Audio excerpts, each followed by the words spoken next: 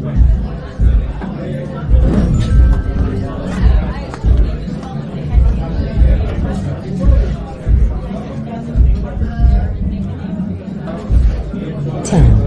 9, 8, 7, 6, 5, 4, 3, 2.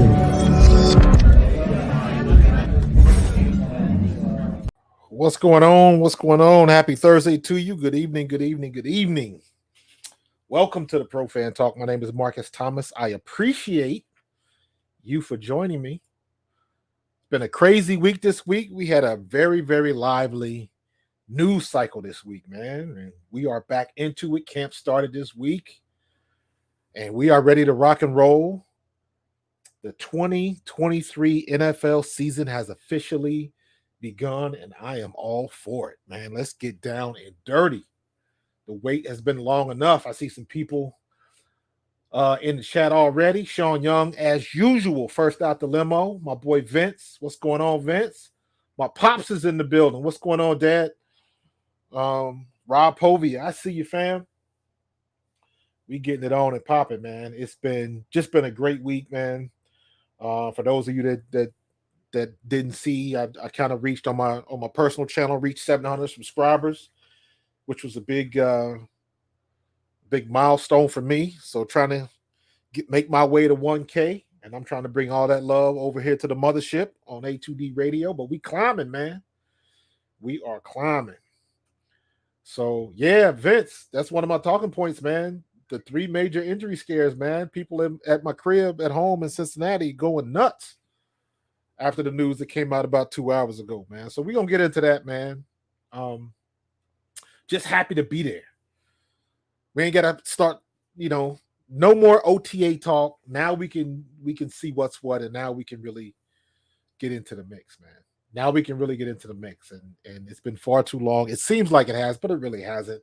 We just been craving for it because of the Super Bowl experience and that bad taste in our mouth and all the crying that all these other teams have been doing. And some on us too. Let's be real. Let's keep it real. Every time somebody comes out with a rating, Philadelphia collectively loses their shit. But it's all good. It's all good.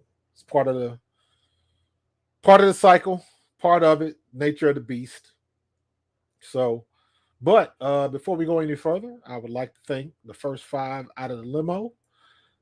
And the first 5 out the limo was brought to you by Fan Up. Fan Up is the best way to enjoy fantasy sports, daily MLB contests, and more. Win great prizes. Sign up today.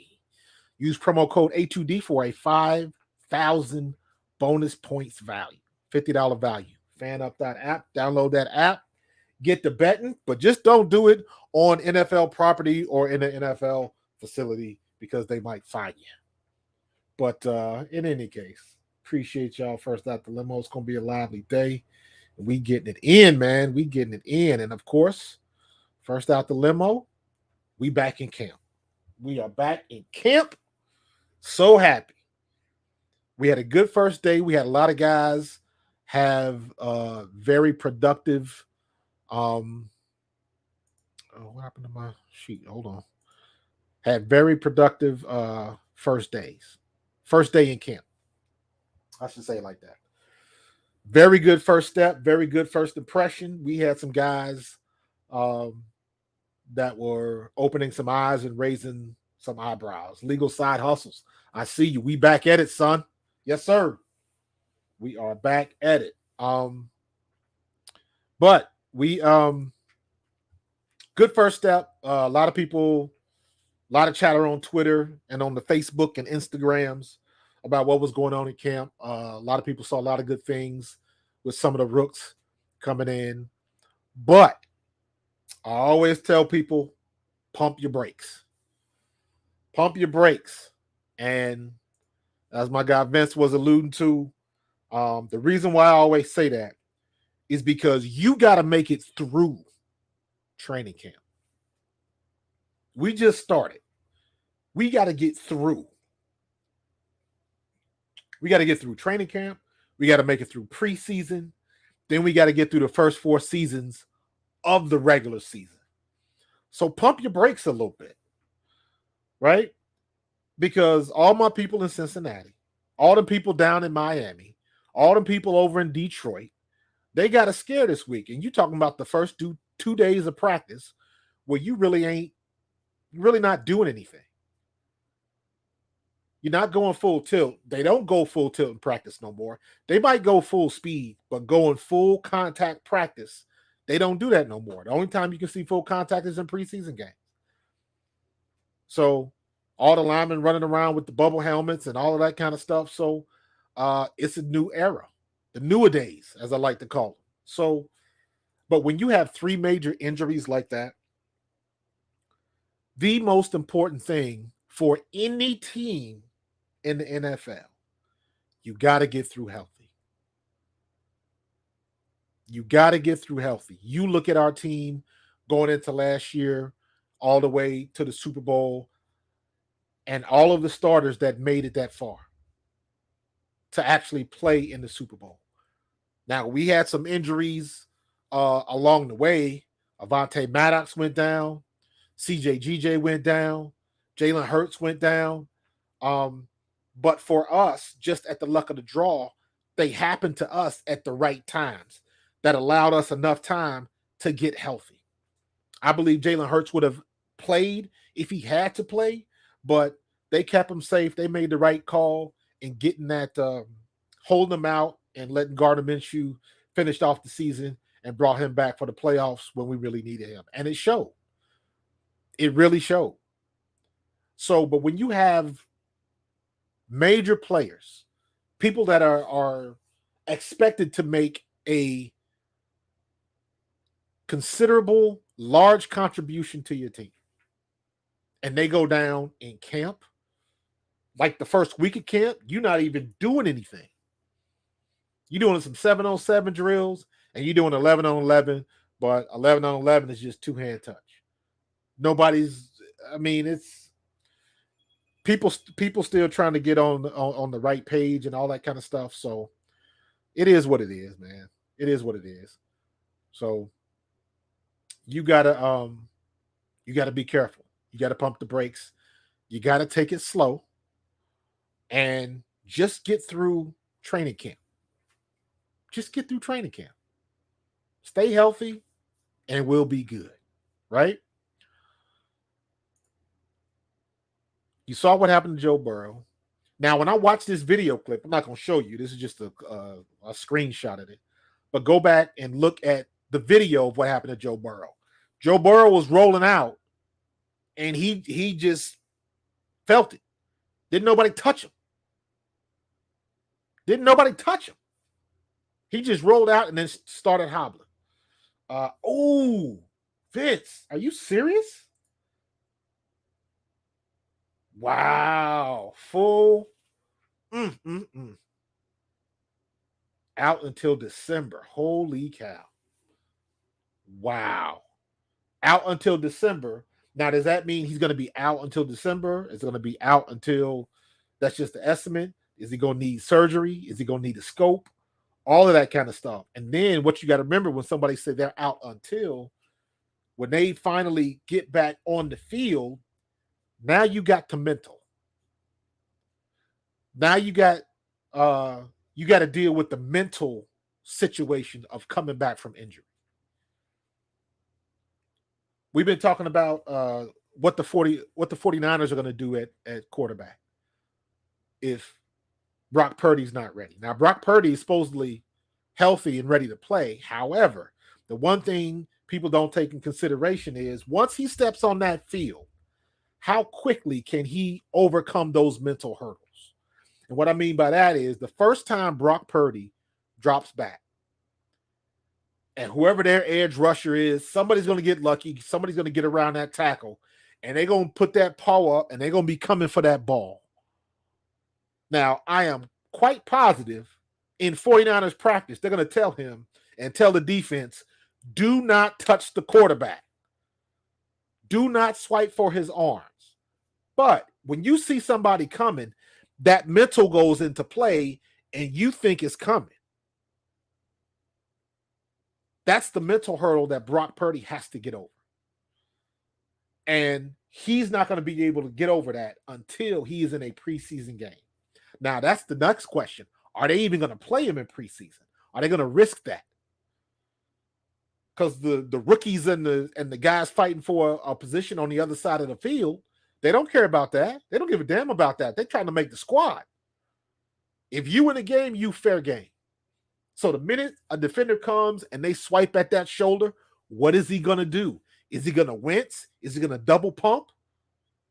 He's got to get over that mental hurdle. And a lot of times, for a lot of people, not so easy.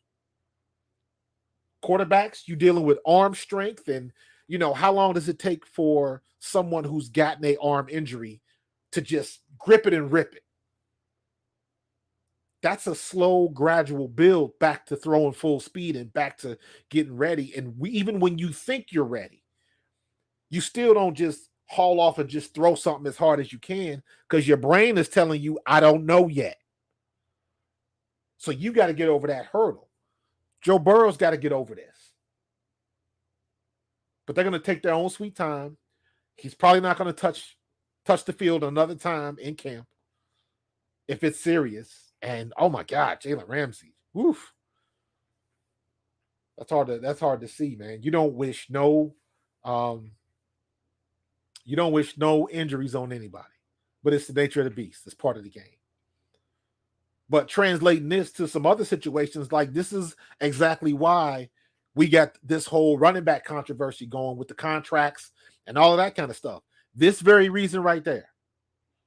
If these guys are getting hurt just running practice, what do you think is going to happen to us, to the running backs? They get banged on almost every play. This is exactly what it's for. Running backs want security just like everybody else does. Rightfully so. Rightfully so. So, man, that's a shame to hear that about Ramsey. He's going to be a good addition down there, too. So, somebody's got to step up. Somebody's got to step up, man. Wow. Got to be careful, man. You got to make it through camp. Got to make it through camp. Now, let's go up the street to New York, to the Meadowlands. Looks like Dalvin Cook may be coming to town. That would be a great addition for the Jets. Dalvin Cook and A-Rod, and the reports came out that Aaron Rodgers willingly adjusted his contract, so possibly they could make room and sign him. And up, man.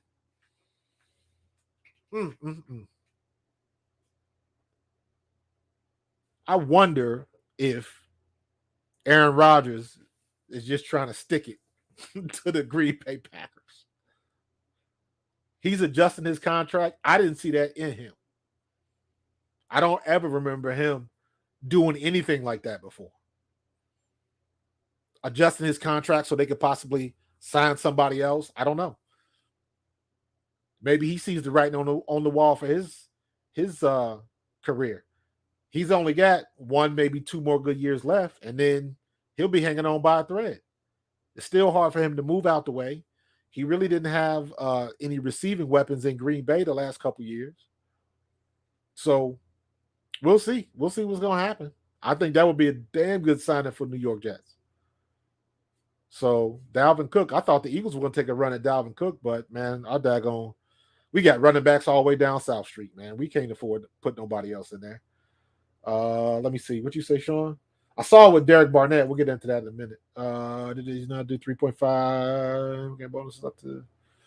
Oh, that's part of the Derek Barnett. I saw that Derek Barnett has got signed, but you know what? That don't mean they're gonna keep him on the roster. That does not mean they're gonna keep him on the roster. Everybody on the squad this year got somebody coming for their net. Everybody. So it's all about you better show up this year. If you were on the bubble, Quez Watkins is on the bubble. What's his name? Covington or Covey, Britton Covey, he's on the bubble. What's the track star? Devin Allen is on the bubble. So we got some players that are on the bubble because we got a incredible roster of young players that are most likely going to play.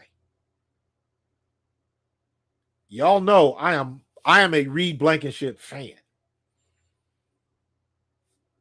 I am a Reed Blankenship fan.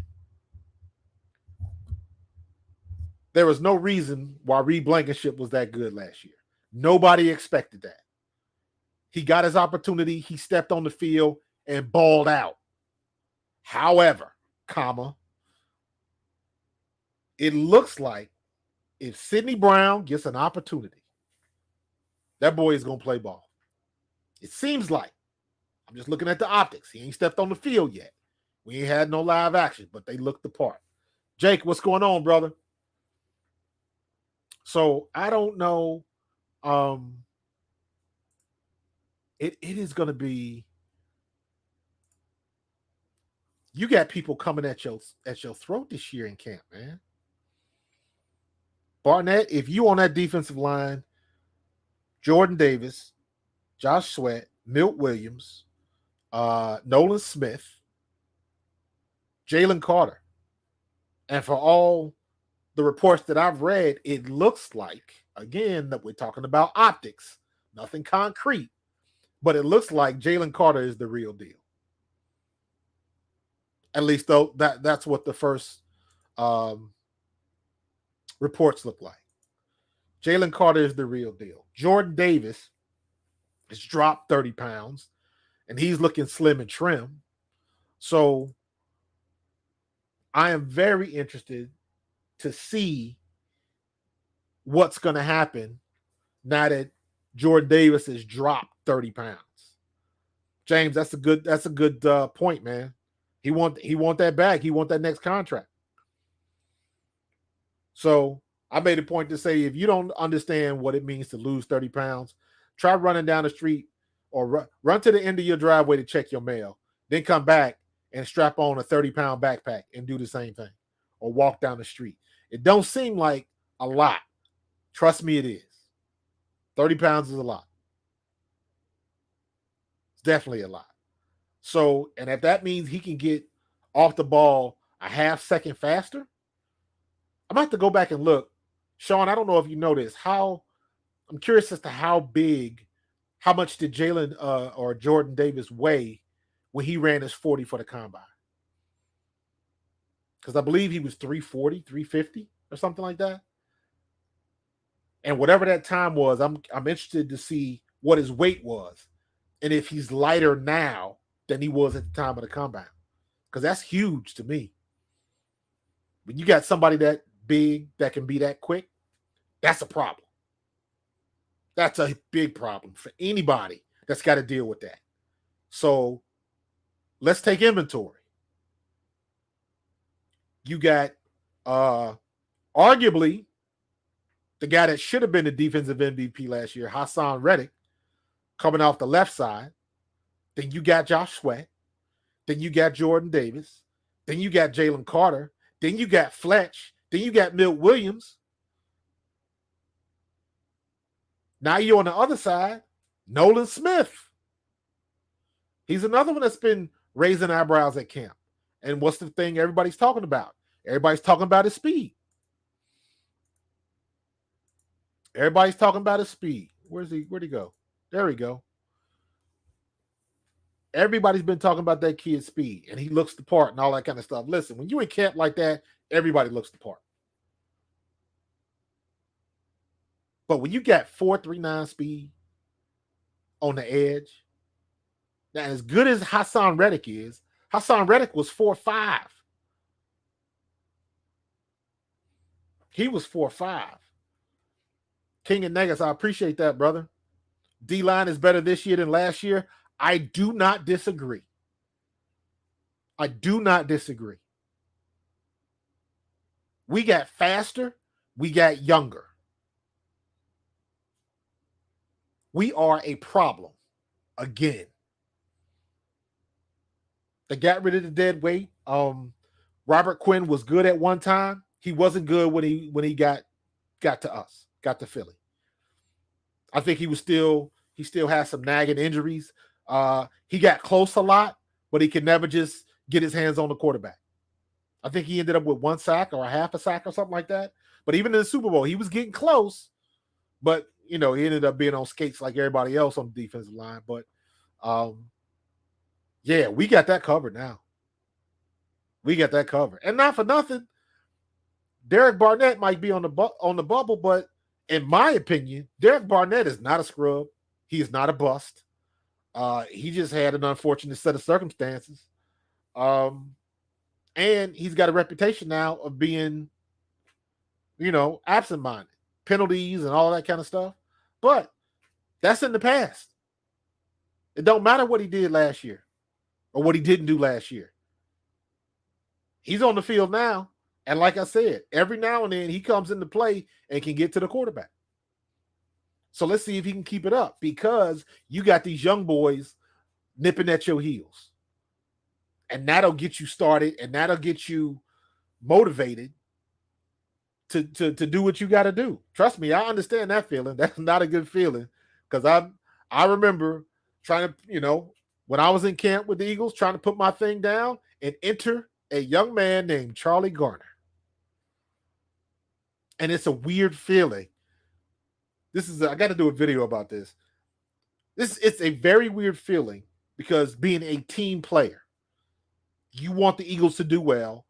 And then when you go and you watch, and I remember that preseason game, and Charlie Garner just got the ball and just took off, scored like I want to say like a 30 or 40-yard touchdown or something like that. And the place just went nuts.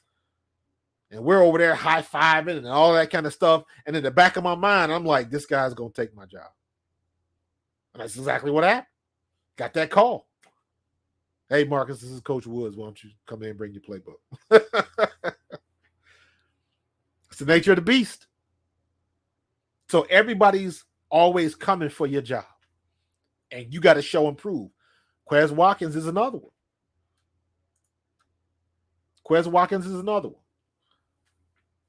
He was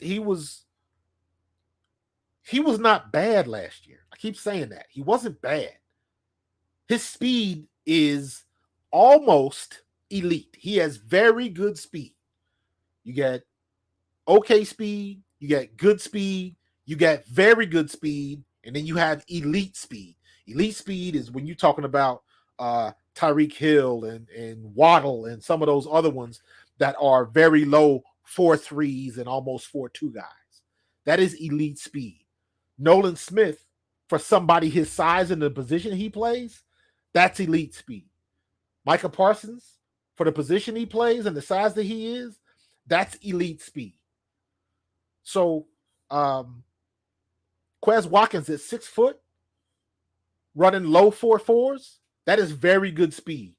And that's still better than most of the DBs in the league.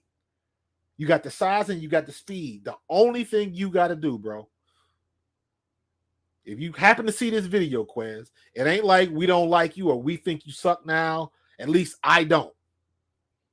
Me being a former player, I understand. Your talent just doesn't get flushed down the toilet after you had a bad couple of games. However, what the guys used to tell me, what the vets used to tell me, Willie T, Seth, Eric Allen, Randall, Herschel, what those vets used to tell me when I played, big-time players make big-time plays in big-time games. And you didn't in some big-time moments. That's the only gripe. Not that you can't do it, but you just didn't. That's legit. Big eye in the sky don't lie. And as somebody, I'm a running back. I fumbled the ball. I've dropped passes, so I understand that. You don't drop the ball on purpose. You don't fumble the ball on purpose. You don't do that. Why the hell you think if you get somebody that fumbles the ball or everything that was going on with Miles Sanders a couple of years ago, you don't try to do that. So when it happens, you get it beside yourself, you're slamming your helmet, you're pissed off. However, the expectation of you is to hold on the ball and do your job. You're never going to get around that. So it's not like Philadelphia thought you weren't any good. That is not the case. Far from it. Far from it.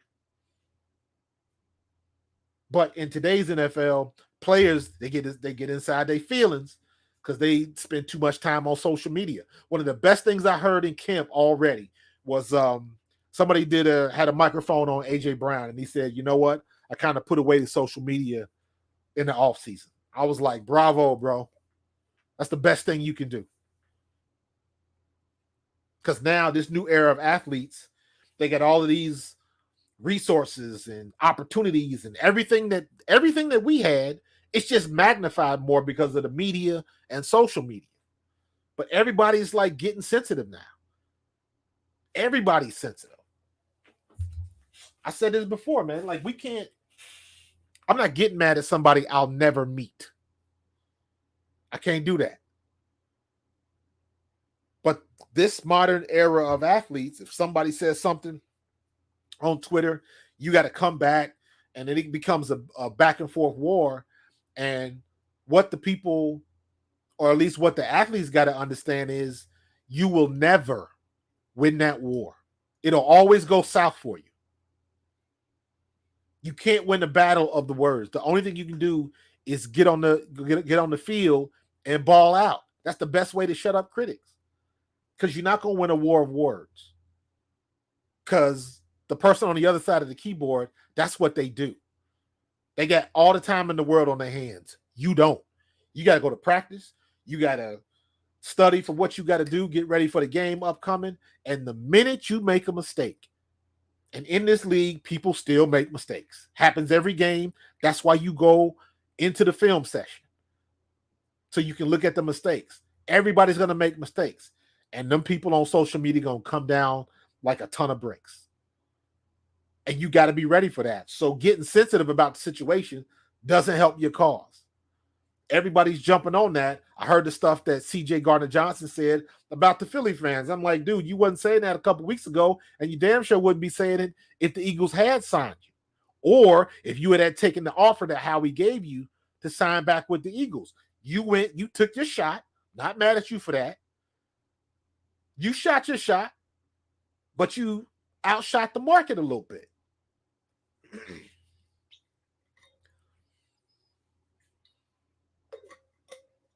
Then you want to live stream Grand Theft Auto or whatever it was you playing, and the guy pays you, gives you a super chat. So you gotta. And here's the funny part: if you saw the video, if anybody out there saw the video, go watch the video of when he said what he said and how he said it.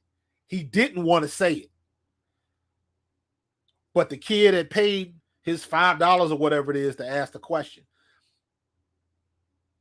That's how super chats work, my man. King of Negus, that's a super chat, $1.99. So I'm gonna read his question. And this kid was doing what he had to do, or asking the question, and he didn't want to really answer because he was like, F it.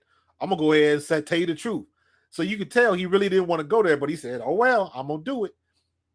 And I'm like, come on, man. And again, why now?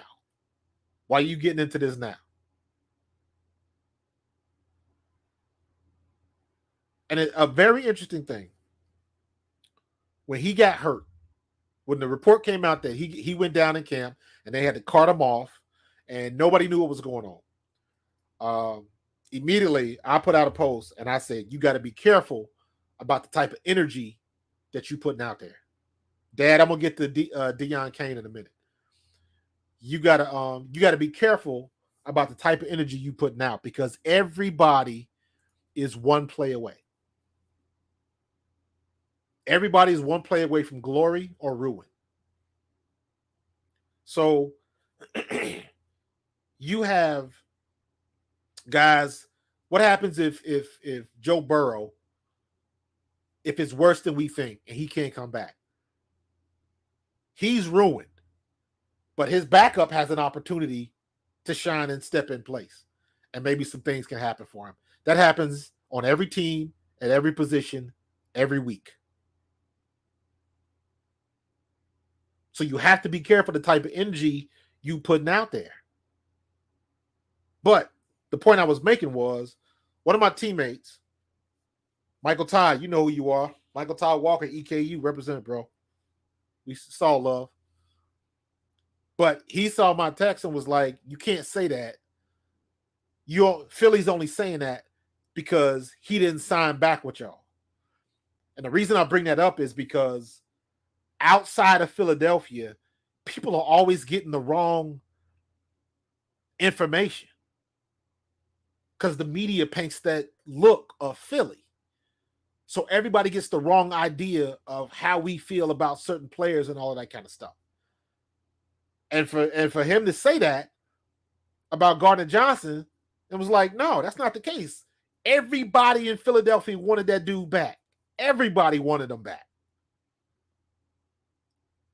Me personally, I was not happy when he signed with Detroit. And he didn't want to sign the offer that Howie offered to him. And then that's because, if you remember, the week before, everybody was pretty much getting used to the fact that Slay was leaving. And Slay had become a personality and a beloved personality in this town. They was opening up to his wife. And, I mean, Slay was in the right spot at the right time. He had earned the captaincy, and he balled out. And he was good. And we had come to grips with the fact that, damn, we just lost Slay. He's going somewhere else. Then the whole CJ-GJ thing happened. They got enough money to sign Slay back. Then Bradbury's back. So it's like, oh, this is okay. But it is not in the least bit did Philadelphia want to get rid of CJ Gardner-Johnson. So CD Deuce, if you see this video, don't believe the hype, bro. Get out your feelings, because the Philadelphia faithful did not want you to go. Now, if you want to get mad at Howie because he didn't give you the contract that you wanted, fair play. But that's business. But don't act like we wanted you to go. And people from the outside of Philadelphia always get that wrong. Like, if we don't automatically get our way, that we just want that person out of here. Not the case. Not the case. We wanted CJ Gardner-Johnson back. I still think we should have re-signed TJ Edwards. Chicago didn't pay him a lot of money. We could have matched that offer and still had room to spare. Then we wouldn't have these big question marks. But I understand it. You got the first round pick. You got to let him go. You got to let him see what he can do. So I would have liked to have seen TJ Edwards and TJ Edwards and Christian Elliss and Nakobe Dean. I'd have been okay with that.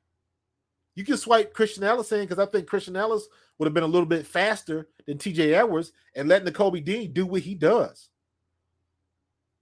Could have lived with that. But it's a business decision. Business is business. Friends are friends. Don't confuse the two. But that's just, people on the outside, they don't understand what goes on in Philly, man. Let me see. Disagree. John Adcock, disagree with this running back room, the new rule. I would bet the RBs are going to get more involved. The RPO thing sucks. Interesting. So let me explain that. Okay. Let me explain that. Here is my prediction, because I've spoken about this. In my opinion, it is possible. I don't know if it's going to happen. We haven't seen what Brian Johnson, we haven't seen him make it his offense yet. But it is possible, in my opinion, that Jalen Hurts can have more passing attempts and the running backs can have more rushing attempts. Both can be true this year. The X factor is you got to reduce the RPOs. You have to reduce the RPOs. I believe they will get reduced, because now Jalen Hurts has a $280 million contract, or $250 or $260, whatever it is. He's the face of the franchise. He on the cover of magazines. Veterans like him. Everybody wants to play with him. That's what you want. He's got the right temperament. He's good in the community. He's checking all the boxes. He's the face of the franchise. You just paid him the mega contract, and all these other quarterbacks are getting paid based off of what he did. So he was the trendsetter, and we got him. Had the best Super Bowl for a quarterback. Was it in history? I don't know. One of the best ones ever. And we got him. So you can't be running him 17 times in a game. You can't do that. Teams have had a whole year to figure out how to stop the RPO. And rest assured, they're going to figure that out.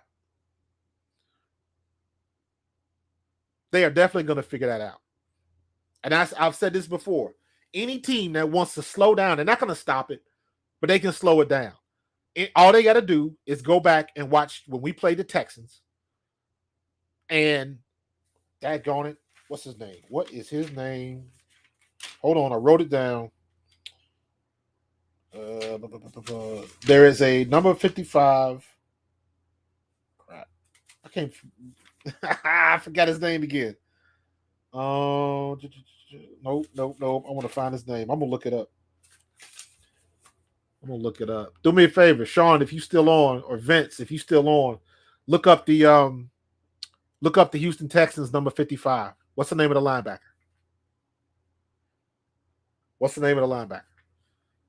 Go back, go to NFL Films or NFL Network. Go back and watch that game where we beat the Texans. Number 55 put on a clinic. That joker put on a clinic on how to stop or at least slow down the RPOs.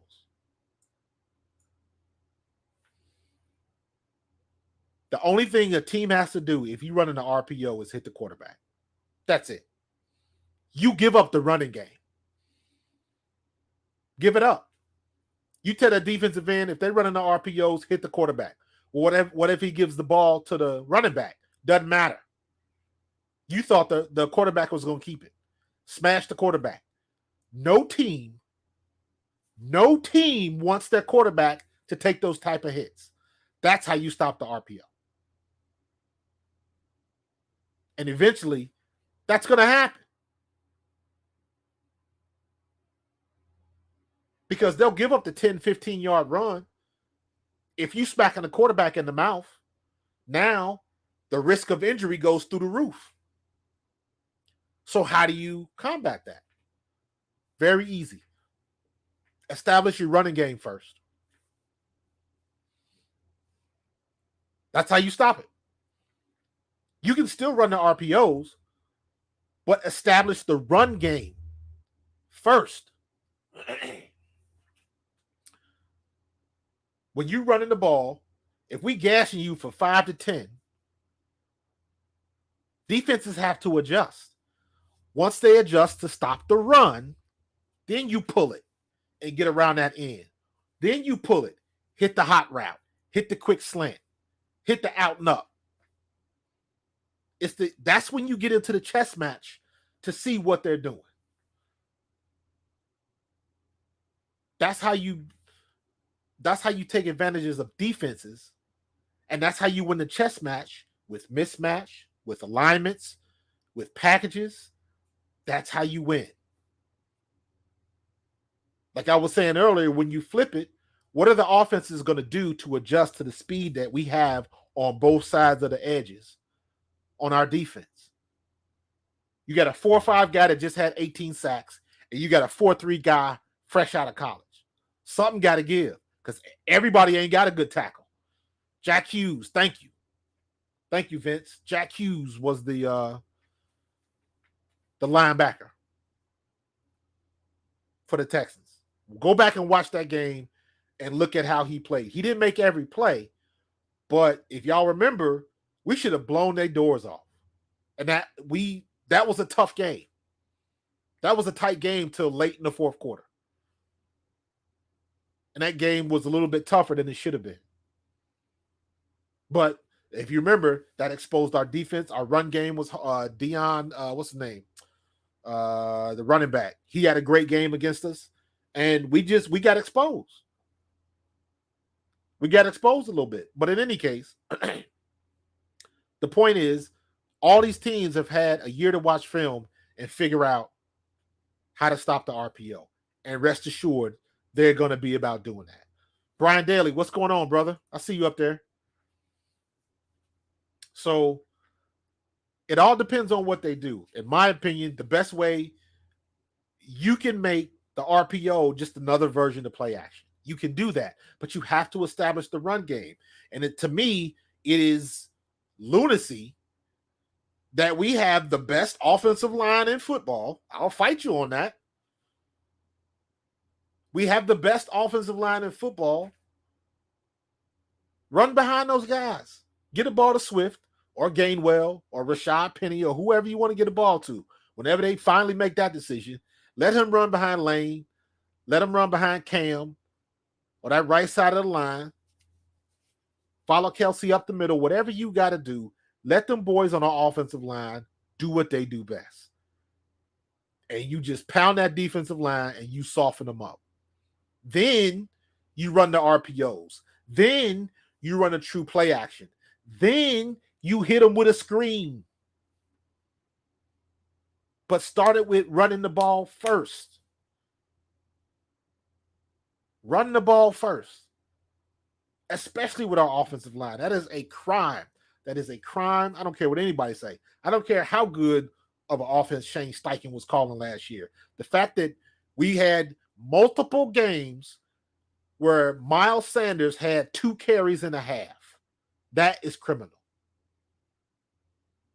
That is criminal. Get a ball to the guys you paying to run the ball. Or you'll end up with a situation like Chicago. I know I beat that dead horse, man, but guess what? It was unnecessary. And if it happened once, it can happen again. And now that Jalen Hurts is the face of the league and the face of the franchise, best believe he got a target on his back. So guess what? There is going to be some players out there that ain't got no damn common sense. They'll take that penalty. They'll take that fine from the league if it'll knock your quarterback out. Because truth be told, there's guys that will do that. There's goons in football. And a team under the table will say, yeah, you do that. We'll take care of that fine. We'll take care of that. Everybody in the meeting room, everybody chip in 500. We got your fine. We got you covered. Don't think it don't happen. So, saying all that to say, you got to protect your franchise. And running the RPOs too many times is not smart. It's very irresponsible. So I am hoping that Brian Johnson, and think about it, there's not too much of the offense he needs to change. He just needs to make a couple alterations. We need to reduce the RPOs. We need to run the ball with the running backs more, and we must implement a screen game. For the love of all things holy and good, please get a screen game. Because now we got Kenny Gainwell and we got DeAndre Swift. Both of them can run screens.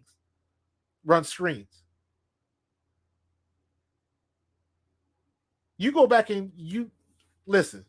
I don't understand. I won't say that. I understand why everybody is so enamored with DeAndre Swift. He's a baller.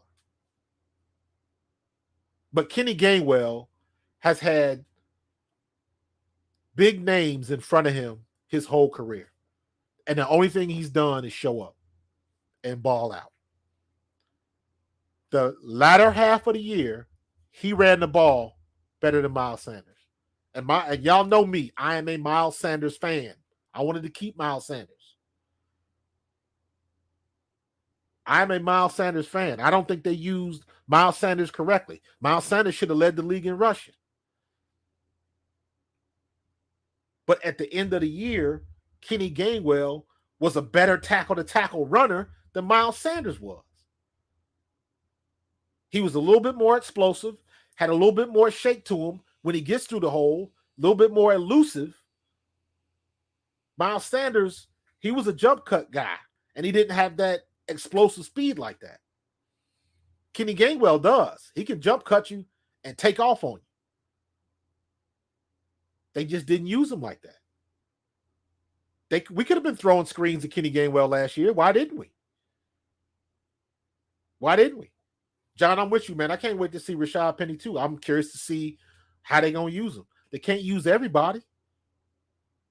I hate the running back committee. I hate it. Because I come from the era of, I had a 300-yard game in college, and I also had 37 carries. That's the era I came from. Emmitt Smith, 30 carries, 28 carries. Adrian Peterson, Tony Dorsett, Marshawn Lynch. Anybody? Pick a name, pick a running back. LaDainian Tomlinson. If you got your dude, if you got your running back, feed him. Josh Jacobs, feed him.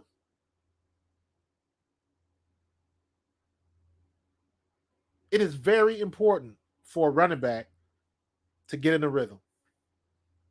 To me, in my opinion, there is no difference. What would you do? And matter of fact, I know this has happened. I know it happened with the Saints. It happened with the 49ers. I'm trying to think of somebody else. Most recently, it was the Saints, where Taysom Hill and you got your normal quarterback, and then you got the quarterback you bring in for all the special plays, right? So you run some of this, and then you bring another quarterback in, and you run some RPOs. Then you bring the regular quarterback to drop back and throw the ball. Then you bring the other quarterback to get the first down. It is very difficult for a player to get into a rhythm, get into the flow of the game when you constantly be taken in and out. It sucks. That's the worst feeling in the world, because there's a saying, I don't have my legs yet. I don't have my. You ever see guys pregame jumping up and down, slapping their thighs and smacking themselves in the butt? Track runners do this too. They're trying to get a feeling. It's hard to explain, but you know it when you get it. When you're trying to get that feeling and you're trying to get that blood rush in your legs and all that kind of stuff, and you are doing everything you can to get that feeling. Sometimes you don't have it, where you feel like your legs are numb and you can't accelerate. And then you get into the game, you get tackled a couple times. Now you feel it. Now you got your blood glowing, your blood going. That is a feeling that is very difficult to get, and you can't achieve that if you in and out, in and out, in and out. If you go in for 2 plays, come out. Go in for a play, come out. It can't do it. I come from the era of a bell cow back, 20 to 30 carries a game. I know it's a new NFL now, so don't call them carries. Let's just say 20 touches, 15 to 20 touches. 15 to 20 touches a game. That means he's getting the ball in his hands. I don't care if it's a run or pass. Use the mismatch. Can you just imagine what our 22 package is going to look like this year? Because 22, you can have 2 receivers and 2 tight ends, or 2 receivers and 2 backs. If you got the 2 receivers and 2 backs, it's a linebacker that's in trouble somewhere. Unless you get 2 linebackers that's running 4-3s, they got problems, because somebody can't go cover Swift. How many teams can you think of with 2 linebackers that can cover Swift and Gainwell? That's a mismatch waiting to happen. You want to force the defense to make a decision. Eventually, they're going to make the wrong choice. And that's when you take advantage of. That's when you take advantage of. Now, where'd my dad go? My dad had asked me about Deion Kane. Now, I watched the USFL and the XFL. me being a veteran of the World League and players having to play somewhere else so they can play and sharpen their skills and get another opportunity to play in the league, I'm feeling it. USFL and XFL. In my opinion, XFL had the marketing with The Rock and all of that kind of stuff. They hit it on the head. With Dean Blandino in the booth and going over all of the plays and all that kind of stuff, I thought that was perfect. However, the actual football play was better in the USFL, in my opinion. But the USFL, some of their games look boring. The broadcast looked kind of boring, in my opinion. So, and I would love to see the XFL and the USFL, the two champions, play each other. That would be awesome. But they're not going to happen because there's too much of a gap in time. So, but we got Deion Kane. If you guys remember, Deion Kane was on the Eagles last year in preseason and balled out. Balled out. He should have made the squad. He should have made the roster last year. Active roster. Not on no futures team or nothing like that. He should have been on the active roster because he balled out. He earned it. And then you get the situation with Quez Watkins and everybody's looking at him, giving him the arched eyebrow. And this kid, swallow your pride, get an opportunity to play in the USFL, and what does he do? Birmingham wins the championship. Guess who's the MVP? So you already know he can play. You already know he can play. So Olamide, Zacchaeus, Deion Kane, and I'm sure there's some other receivers that I can't think of. Who else we got on the roster? Let me see. Looking at my little Devontae Smith, Devin Allen. Oh, Charleston Rambo. He's another, I believe he's an XFL guy. Charleston Rambo can ball. Good size, very good wingspan. Did some things in the XFL. So it's some boys on Quez Watkins' heels. And I want to see the best player get the job. That's what I want to see. The best player needs to get the job.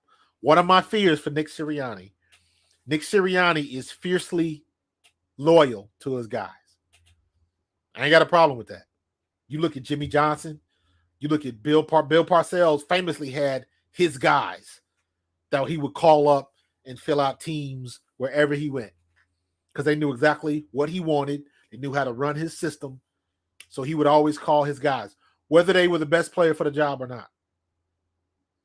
But right now, we need somebody that can make those plays. So if you got to push somebody to the side to give somebody another opportunity because they are balling, because they are putting it down in camp every day, you got to make that call.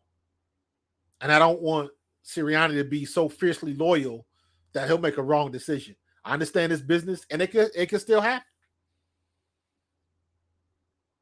Because as of right now, I still think, because I haven't seen Deion Kane in camp, I haven't seen Charleston Rambo in camp yet. But why wouldn't you want Quez Watkins back? 6 foot, great speed, and can still take the top off. Why wouldn't you want him back? And now he's got a chip on his shoulder. So that's the kind of player I want. However, you got to watch the tape. You got to look at your history. You got to have a frame of reference. So we'll see what he can do. I mean, if he comes up and he balls, and here's the problem that I see coming. I'm curious as if they're going to play Quez Watkins in camp in the preseason games. I would think Quez Watkins, Charleston Rambo, Deion Kane, Devin Allen, all of them got to get a lot of burn in preseason. Deion Kane is a returner. Somebody's got to be a punt returner because I don't know what they're going to do with Britton Covey. I'm hoping Britton Covey's made some improvements. That's the other thing we got to worry about too. Our special teams was god awful last year. Cost us the Super Bowl and nearly cost us a couple games during the season. So I thought the special teams coach would have been fired, but he was not. It is what it is. So now, once again, you can wipe the slate clean. He better come correct this year, or he'll be promoted to fan. So, dude, you already know whoever this Facebook user is. You already know my thing, or maybe you don't. Nakobe Dean is gonna make people wonder why John Gannon didn't play him last year. That's my prediction for Nakobe Dean. I have no worries about him. Let me see. What's up? Ryan, what's going on, bro? Please talk about the short pass coverage and defending the pass, crossing routes across the middle of the linebackers position as a whole. It's a weakness as a whole from that position on his team. The teams will know to get rid of the ball very quickly against the Eagles. Probably stop D-line, and they have a chance to take advantage of short pass linebackers. Secondary side. Okay. So the issue last year, in my opinion, was we didn't have a linebacker that could cover. TJ Edwards wasn't covering nobody. He was a liability in coverage. They would drop him back in the zone. And if he's responsible for the middle of the field, and you got your slot receiver going across the middle, if the quarterback doesn't throw the ball in that zone and he waits to clear the zone or before he gets to the zone, basically he wants to get to the ball. He wants to get the ball in his hands either before or after. Before he gets to the zone, so he can be a football player and make a miss. After he gets in the zone, because that's a mismatch in speed. So to me, it was a skills issue. TJ Edwards was blasting folks against the run game, but it's the same thing when we look at when we played the Cowboys and look at what we did with Van Der Esch. They love Van Der Esch down there, but Van Der Esch couldn't cover a bed with a blanket. So when you got that mismatch, we win. He's a linebacker. He's not going to be very fast. He's not Micah Parsons. So that's one of the things you got to look for. That's part of the chess game I talk about. You got to understand where your mismatch is coming. That's why you see a lot of teams, they'll come up, look at the field, and then call a formation first. Because based on the formation, I want to put Kenny Gainwell against a slow linebacker. I want to put DeAndre Swift against a slow linebacker. I want to change the formation a little bit and move A.J. Brown or Devontae Smith to the slot and mess up the coverage and have him on a slow linebacker or whatever you can do. But you want to get that mismatch so you win the battle. And we kept losing. Kaiser White was okay in coverage. But Kaiser White, they were trying to use him as a hybrid. Then they stuck him as a linebacker. And Kaiser White was good because remember, the year before, Kaiser White led the Chargers in tackles. So Kaiser White was balling, but he was average in coverage. He had good speed for a linebacker. But good speed is not going to keep up with a 4-3 linebacker or a 4-3 running back or a 4-3 receiver going through the zone, depending on what the coverage is. So that's a skill set that the linebackers didn't have last year. And Gannon admitted as much, was trying to drop Hassan Reddick back in coverage. That's not his thing. Trying to put square pegs in round holes. That's the situation where you hear me talk about know your personnel. Hey, Scott, my bad. I ain't in all this you, bro. Appreciate you. Know your personnel. to me, it's stupid to have Hassan Reddick dropping back in coverage when he's coming off of, 13, 14 sacks it was the year before? Now he's got 18 sacks, and just imagine if they would have left him on the edge the whole freaking year. If them first 4 or 5 games, he would have stayed on the edge. He would have had 20-something sacks. Stupid Gannon trying to outsmart everybody else. Use your head. You got to know your personnel. And hopefully we've learned that lesson, and now Sean Desai, Brian Johnson, now they know what not to do. I don't want to see Hassan Reddick dropping back in coverage.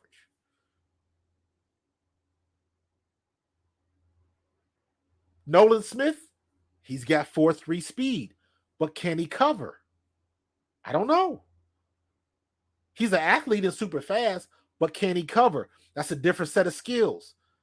Yes, he's fast coming off the edge, but if they drop him back in coverage, is he going to be able to lower his hips and turn and open so he can run with a receiver and break on the ball? I doubt it. Even with 4.3 speed, he might be able to make up some stuff, but eventually now it becomes a technique thing. And a lot of times, technique will win the day. Gannon played himself big time, man. Gannon, to me, after everything is said and done, and from the outside looking in, Jonathan Gannon reminds me of somebody that they know what they're talking about, but they try to be too smart for their own good, and it ends up costing them. That's what Gannon was to me. We knew he was a good defensive coordinator. You couldn't. Philly got onto that big rush because they wanted everybody to blitz, listening to other stations, and I know Seth was a big proponent of being more aggressive and stuff like that, and he wasn't necessarily wrong. However, Jonathan Gannon had a scheme and was working. You couldn't argue with it. We almost broke records for the number of sacks we had as a defense. You can't argue with that. But there were some little things. We were a great defense last year, but we should have been all time. We should have been all time. It took too long to get the run defense together. And the run defense was still suspect to the very end. I don't understand that. Some days we were good, some days we were bad. And I didn't understand, we got into that habit. We did the same thing on offense too, but we got into that habit of this is what we do best, so this is what we're going to do. Like, nah, you got to, the league is always evolving, man. Always evolving. And you got to evolve with it. You got to put them wrinkles on site. Or we'll get all the way to the Super Bowl and lose on some BS. Lose on some BS. And nobody wants that feeling again. And that's why I say, when I said earlier, now these coaches know what not to do. Sean Desai should have looked at what happened last year, and he knows what not to do. We got way too much talent on our defensive line, on our offensive line, our wide receivers, all of it. Look at all of our skilled positions, all of them across the board. We have no weaknesses. I don't count the linebackers as a weakness. I count that as an unknown, but not a weakness. Not yet. Not based on the expectations I have for Nakobe Dean and the expectations I have for Christian Elliss. Christian Elliss is going to be a baller. Christian Elliss is my dark horse. He's the guy I'm watching in camp now. Christian Elliss is one of those. He got that Polynesian pedigree, that crazy streak in him, and he's fast. So watch Christian Elliss at linebacker. I think with him and Nakobe Dean playing linebacker, we'll be fine. And not for nothing, Nakobe Dean is 230. He can handle it. Everybody wants to go with the low-hanging fruit. Is Nakobe Dean big enough to last the whole season? And here's what I say to that. I am positive that somebody at some point in time told him you are too small to play linebacker in the SEC at Georgia. I am sure it's not the first time he's heard that. Sam Mills, I am sure that's not the first time he heard that. Mike Singletary was only 5'10". If you can ball, man. Everybody gets so caught up in the optics and the numbers, and he's 6'3" and this, that, and the other. There's something that we used to say back in the day. You can lift like Tarzan, but play like Jane. Size doesn't always matter. You've heard all them cliches, not the size of the dog in the fight, but the size of the fight in the dog. All of that kind of stuff. All that means is, regardless of what size you are, when you get out there, you let everybody know. And we get that across the board. Linebackers is our only unknown. Our defensive line, solid. Our defensive ends, solid. Our secondary, solid. Slay, Blankenship, Bradbury, Maddox. Who's your fifth? Sidney Brown? Okay. Keely Ringo? Okay. Keely Ringo's going to end up being a hybrid. They're going to teach him both positions. He's going to start out as a corner, but he's also added depth at safety. You got the best of both worlds, and probably somebody else that we're not thinking about. I don't know if Josiah Scott's back. Who else you got? You got McCullum, Goodrich. You got a lot of guys that you haven't really heard of, but we'll see what they're going to do. We'll see what they're going to do. But we solid. We straight across the board. I'm excited. All we got to do is stay healthy, man. All we got to do is stay healthy. And we got it rolling. So I'm trusting in Jalen Hurts. I think Jalen Hurts is going to be better. And the only thing that I'm like really, really praying for, the only thing is we have got to use our screen game. We got too many running backs in that room. We could have a hellacious screen game. Now I need to bust out them tapes of old Big Red when he used to run them screens with Shady. And, dude, good. We can have a great screen game, man. And that'll just enhance our offense even more. So I have no worries, man. I'm good. But I just always encourage people, pump the brakes. You know me. I don't make any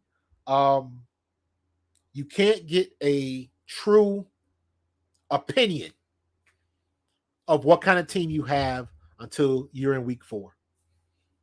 Got to make it to week 4. By week 4, everybody has tape. Everybody. You've seen what you need to see. So when you go into the next week, you got a game plan for whoever you're playing, and they got a game plan on you. So after everybody's got tape on you, and you still rumbling off 130 yards and 2 touchdowns, or 430 yards in the air, or 2 sacks, or whatever the situation is, after you produce when everybody has game planned you, now you know what type of team you have. Plus, we still got to get past those first 3 weeks learning how to tackle, because y'all damn sure don't tackle in camp anymore. So we'll see. We'll see. I am forever. The Josiah Scott experience last year was left a lot to be lacking. However, he did play better the last 4 games of the year.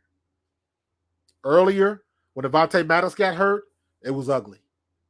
But he did get better. He did settle down and understand, what he was supposed to do, and he did look better. But when he first got in there, people took advantage of him, rightfully so. And he was a liability. So we'll see what happens. We need more screen game. We need to stay healthy. And let's keep watching and see what's going to happen, man. So I'm about to get out of here. We ran a little bit long, but we had a good conversation. So I'm digging that, man. And as usual, when y'all join me next week, bring a friend. Tell somebody about me. Send this link out to your cousins, your play cousins, and your mama. How about that? All right? I'm going to get out of here. I appreciate y'all being in the chat. Very lively chat tonight. We're going to do it better next week. I appreciate you, and I will see you in the next play, man. Peace.